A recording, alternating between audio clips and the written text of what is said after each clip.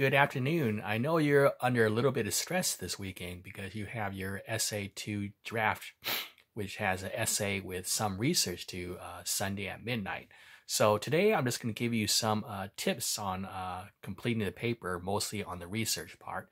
And basically, do your best. I know you're not an expert on incorporating research in your paper, especially in MLA format, and some of the things like adding database sources are new to you, but do the best job you can. Give it a good try for your draft, and then basically I'll take a look at your draft, and basically in our writing conferences, when we discuss how to make your draft better, I'll answer any questions you have or give you more explanation to all of you individually. But basically, it's a lot of concepts, a lot of topics. So again, it may feel a little overwhelming, but you don't want to stress out. It's just basically a way for you to get experience doing an essay with research. It's basically a little bit of research. It's not a huge paper where you have like 10 sources you had to incorporate. It's just a few sources that you had to do. So it's just you're writing basically an argumentative essay with a few sources, but it will give you, I think, the package that I give you, and also the instructions that I give you, the experience you get. You'll be able to write basically an essay, argumentative essay with basic research concepts on a college level quality. So basically, you'll be able to write. You'll be able to use this like as a basis for you to write future essays where you have to incorporate research in your other college English classes or other college classes. So basically, it'll give you good foundation experience for that. Okay, so basically, I know there was one handout I gave you just to start off. It was basically research step by step. It was part of the attachments I gave you to Essay 2. You can also find research step by step in a library tutorials page at the College of Alameda. You just go to the College of Alameda homepage, you go to the library link, and under the library link, you'll find the librarians that post a lot of useful information for anyone to view. And it shows you good information like library tutorials to help you with the basic research concept, as well as handouts on MLA format too. So basically, most of the handouts I attached to Essay 2 can also be found on the College of Alameda website. And you can probably see information like this on reliable other sources on the internet too. If you do searches, like other university libraries and community colleges have issued information like this. You just want to make sure that the issuer, whether it's community colleges or library, are actually reliable sources, and they're actually giving you the proper handouts and proper information.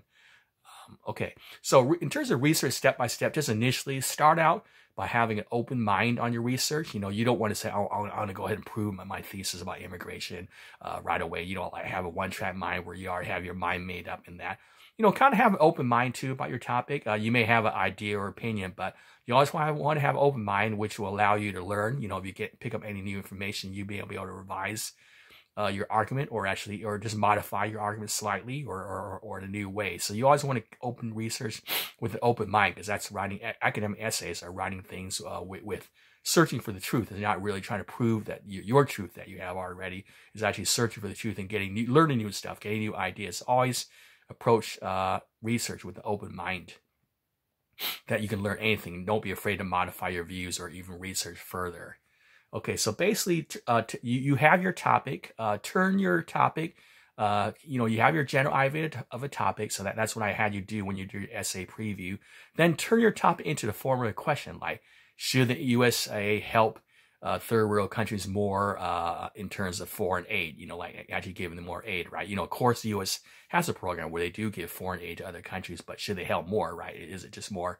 Is it maybe a lower proportion? Like the U.S. has so much money, but maybe they should be giving more foreign aid. So our essay is you're conveying information, but you're writing an argument essay too. So you're actually using your sources to help you prove your argument, or help you advance your argument. So kind of keep that in mind. You just don't want to write an essay where you're just giving the reader information, and the reader says, well, what's the point of this, right? I already know all this, right? You want to kind of be arguing or trying to assert something to your readers. So keep in mind, when you do focus your thesis statement, that you are trying to assert. You're trying to assert something to the reader, or you're trying to get across something to the reader, or you're basically trying to argue a point to your reader. You really want to focus your thesis statement, right? Because all too often sometimes we read essays and we really can't figure out the student's thesis statement. It's such a huge part of the essay, like the whole anchor, but sometimes readers or peer reviewers can't even figure out what the student's trying to get across. So basically, keep in mind, you should know what your thesis statement is and be clear in conveying that to the reader. So when you do that, turn your topic into the form of a question, and also identify to help you search later in your database or internet. You actually have some idea of your main points your main concepts. Also write those down too. So you have your topic in a form of a question, and that might be the basis of your future thesis statement. And then you write down a couple of the main points. That'll help you with the organization of your paper, because remember, I actually have 3 main points in support of your argument. So that'll help you know your structure of your paper too, right? Don't just write your essay not knowing your structure, right? You have to kind of have an idea, like, can I write an essay on this topic and it's focused enough that's not going all over the place or too general? Can I focus this topic into a 5-page, 6-page, 7-page essay?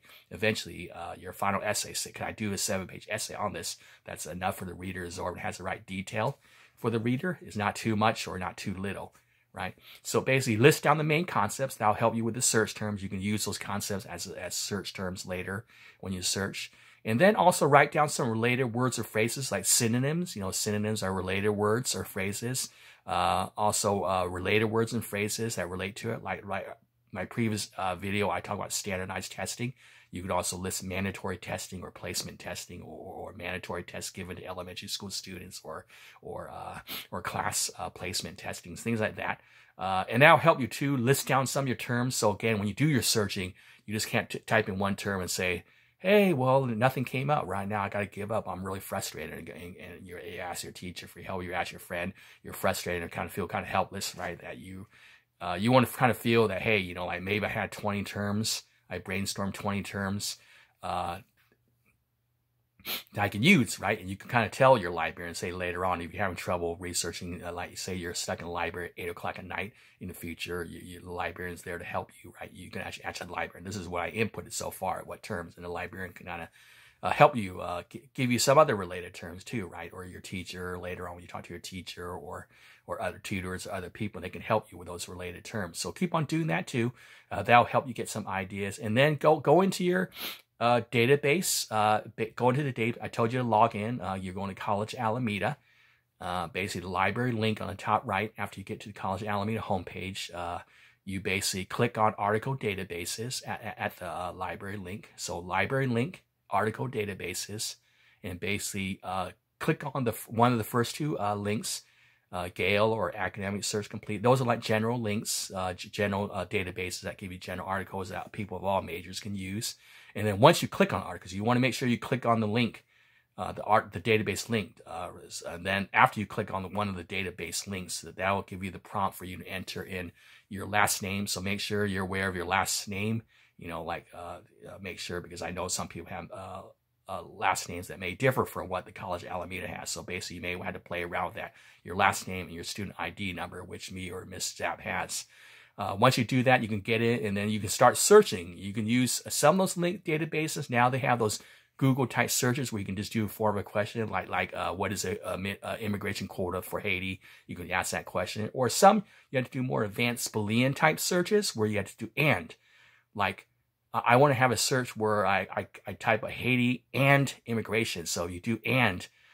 Basically the command, they actually have an area in the cells there in the database search where there's an and thing. When you hit one word, type in one word, and it says and, in other words, that means your search results would turn up those 2 words. The article must have those 2 words. Or means Haiti or immigration quotas, right? Or a quota, right? So the word would be article would show either Haiti or quota, right? Immigration or immigration quota, right? So basically, or means it's going to turn either or that. If you want to narrow your search, like you get thousands of results, you basically hit and. Try to use the and commands, right? If you want to basically expand your search, if you only get 1 or 2 results, hit the or command, right? So basically, and means to narrow your results, to focus your results, or means to expand your results. And basically, mandatory, you have to play around with it too, right? Don't be intimidated. You get 300 results.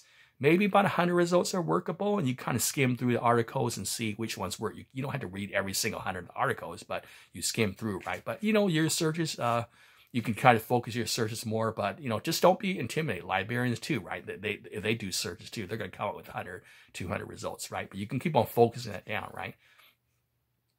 Or there's even more further commands like this, like Haiti, but not another thing, right? So basically, those Boolean type searches are a little bit more complicated, but you can do that, right? But don't be intimidated by that. It's just a way for you to narrow or expand on your searches too. Okay. So you can do that too. Once you click on the article, you can basically either have a summary or abstract of the article too. And again, these are all reliable, high quality published articles that scholars and students use for their college or professional purposes. They're all very reliable. You just have to decide if it works for you, basically. These great articles, basically, they have summaries or abstracts where you can read the summary, but don't quote from the summary or abstract. Get into the article and read the PDF. There's actually a little PDF sign. It's red and white. It's like a little squiggly red and white PDF symbol. Now it will take you to the text of the article. And basically, you can skim through or carefully skim through the article and study the article. Sometimes you may have to read the article to understand the full context. But don't take the article out of context. You don't want to skim through and read the first line, and maybe if you only read the first paragraph, you might misrepresent the author.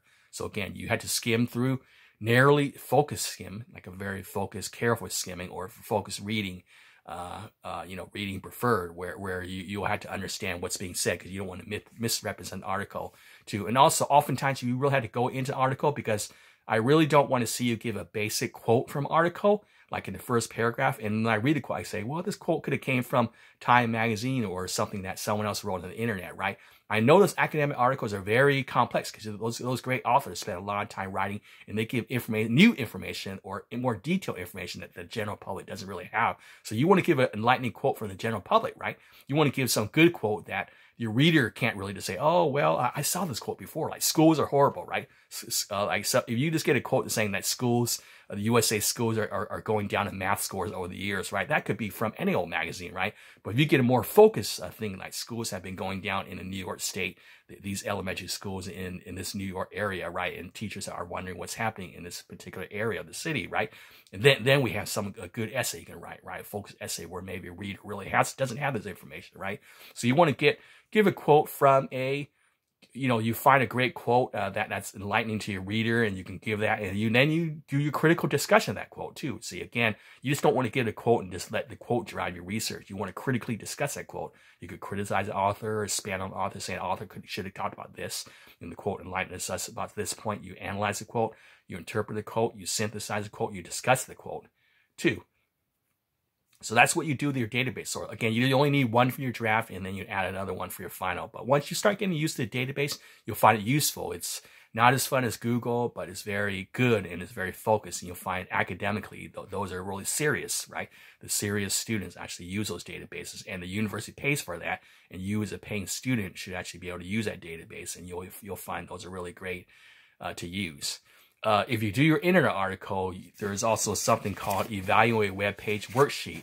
That's also in the handouts too. You will do that in the future homework too. But basically, the librarians have this Evaluate Web Page Worksheet. The librarians have come up with some questions or evaluation criteria for you to use, like who is the author, what is the author's credentials, who's the organization the author is working for, who pays the author, what is the purpose of the organization, are they a credible organization, and the information itself.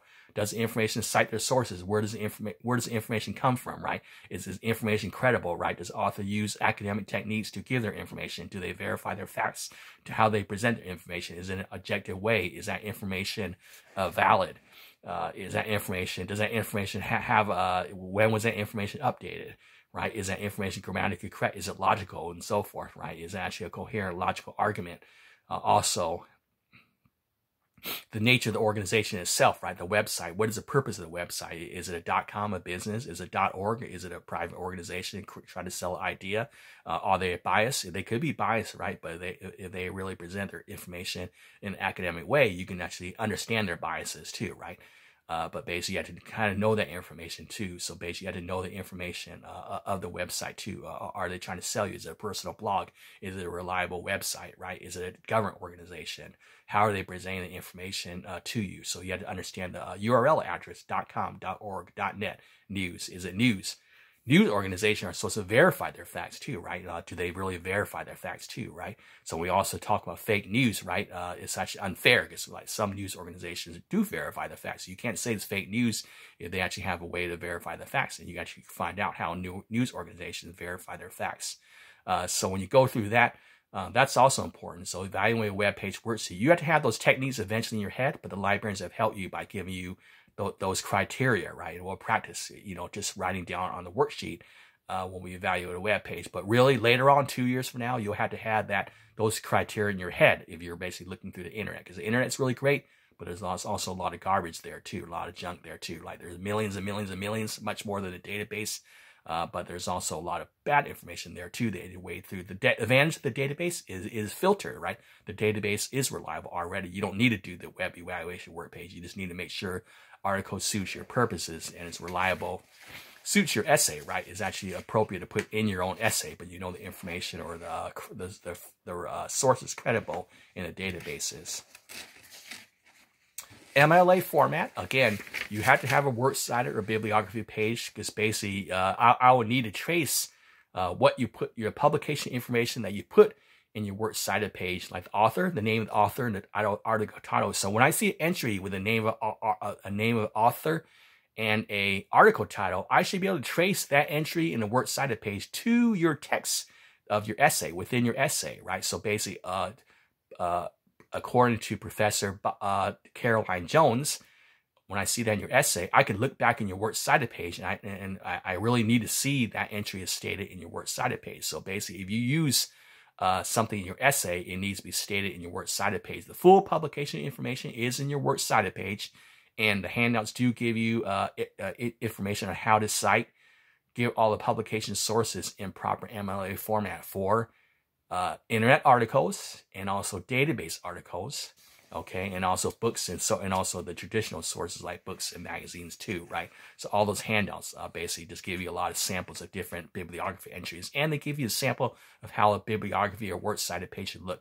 You only have to cite the database source, or if you use an internet source as an addition, I need to cite that source. You don't have to cite the Danticott or Reread America, because we already know what that is, but you just need to cite your outside sources there too. Okay, so those handouts there basically tells you how to cite in-text, basically how to do in-text citations.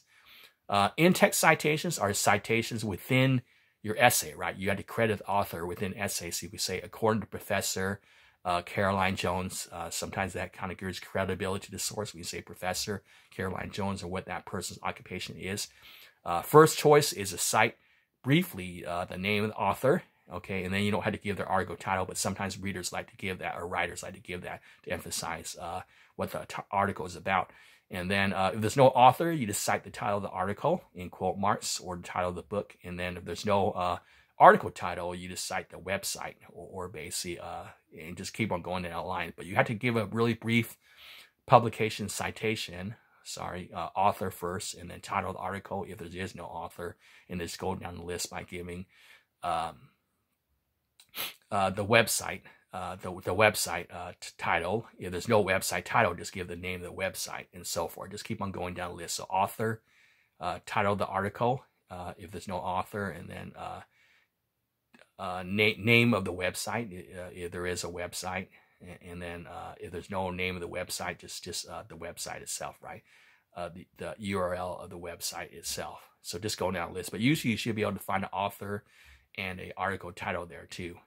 That's within text, so you don't have to give the whole full bibliography information within the text. Just briefly cite that, because you want to keep the momentum of your essay, but you do have to cite within your essay to make sure that your outside sources are clearly cited and credited to the author in your essay too, just like you do with Rereading America or Danticott. You also have to add your Danticott quotes and your Rereading America quotes and your own ideas too, and blend all those, or synthesize all those sources together into something that supports your thesis statement, your main points in your thesis statement. So you're basically using all the sources. You're writing a great synthesis essay to do that, and research is just a small part of that, right? But research is very important, because once you do research, there's a lot of new things to do there too. Okay, so what I was just mentioning is basically also the handouts too. It basically gives you information on how to do your in-text citations. They even give you little samples there too. Your in-text citations. And then it gives you even sample entries there too. And then pay particular attention to this page. It basically tells you how to cite works cited entries for your database sources and your internet sources. Make sure you state the name of the database and the date you access the source, because sometimes the article could disappear from the internet or the database. So you want to make sure you state the date of the article and also the date access and go down in the proper order. So you want to follow the order. They give you detailed instructions on how to do that. And again, when you email the article to yourself from the database, they actually input MLA format. They actually give you the format. They give you the whole bibliography entry in MLA format, right? And there's also some things on internet like EasyBib, things like that, where you can just input the data, input the publication information, and then they'll spit back the internet the entry, the publication entry in MLA format, which you can use for your works cited page. Or you can follow these handouts and do it yourself, right? It'll probably take just as fast for you to do it yourself. Say you found something on the internet, you can actually do it yourself, right? If you know the format or what information to present, you don't want to fake information. Just give what if there's no author. Don't state the name of the author. Just going back to the in-text citation again, if there is no page number, like a website page, website that has really no page numbers, just put you can put the paragraph number on it, para 2. Or if it's a PDF copy of an article, just then you can put the page numbers there too, right? So again, sometimes internet has no page numbers, but you can put paragraph numbers, or there are no paragraphs to see. To just put down the author, like Jones, right? You know, parentheses Jones after the quote. You just put parentheses Jones, like Caroline Jones is a professor. You just put parentheses Jones, parentheses, right? But again, the most important thing is not this little details. It's more like your willingness or your intention to credit the author, right? That's the most important thing. So you don't get really accused of unintentional plagiarism, right? You know, unintentionally trying to plagiarize or even intentionally plagiarizing, right? You don't want to be accused by anyone of plagiarizing. And to avoid that, you do need to cite your sources. So it's just not a little detailed thing. It's actually a really clear thing that clearly indicates the difference between your writing and basically your sources quote. That is citing sources. It's basically citing or crediting sources you want to do. And there's also a little sample on how a works cited page should look like. How a works cited page should look like. So you can take a look at that too. You notice that the first line is left justified, and then it's indented 5 lines for the second line and up, which is kind of reverses how they do in your essay. But you want to do that too. You just want to follow. That's MLA, Modern Language Association format, used by professors in the humanities and English field. Those professors use that. Again, when you go to college, when you take business classes or psychology classes, you may see it APA style, like American Psychological Association, APA style, or Chicago style, or footnoting style, things like that. Those are for your other majors. But again, those are just different formats or different ways of citing, but it all has the same objective, to carefully cite their sources. It's basically different strokes, but the same objective, right? There may be different details on how to cite, but it's basically the same thing, where their objective is just to cite their sources. So just keep that in mind, that they may have different ways or different rules, but it's all the same purpose, right? To basically credit your sources. So when you write your paper, you write it in your introduction, your introduction, try to introduce your topic, and then kind of transition into your thesis statement, what you're trying to prove, and then you give your 3 main points, and basically try to develop your main points and make sure your essay kind of logically and coherently follows a format of argument.